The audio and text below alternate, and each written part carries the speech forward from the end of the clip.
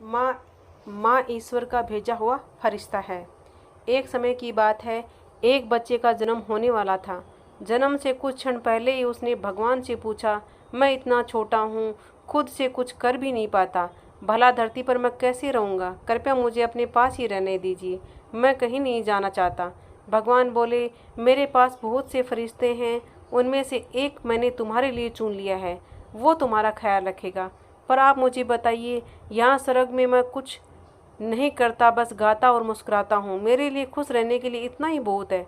तुम्हारा फरिश्ता तुम्हारे लिए गाएगा और हर रोज़ तुम्हारे लिए मुस्कुराएगा भी, और तुम उसका प्रेम महसूस करोगे और खुश रहोगे। और जब वहाँ लोग मुझे बात करेंगे तो मैं समझूंगा कैसे? मुझे तो उनकी भाषा भी नहीं आती। तुम्हारा फरिश्ता तुमसे सबसे मधुर और प्यारे शब्दों में बात करेगा, ऐसे शब्द जो तुमने यहाँ भी नहीं सुने होंगे। और बड़े धैर्य और सावधानी के साथ तुम्हारा फरिश्ता तुम्हें बोलना भी सिखाएगा। और जब मुझे आपसे बात करनी होगी तो मैं क्या करूँगा?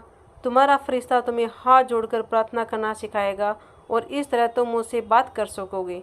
मैंने सुना है कि धरती पर बुरे लोग भी होते हैं, उनसे मुझे कौन बचाएगा? तुम्हारा फरिश्ता तुम्हें बचाएगा, भले ही उसकी अपनी जान पर खतरा क्यों न आ जाए। लेकिन मैं हमेशा दुखी रहूँगा क्योंकि मैं आपको नहीं देख पाऊँगा।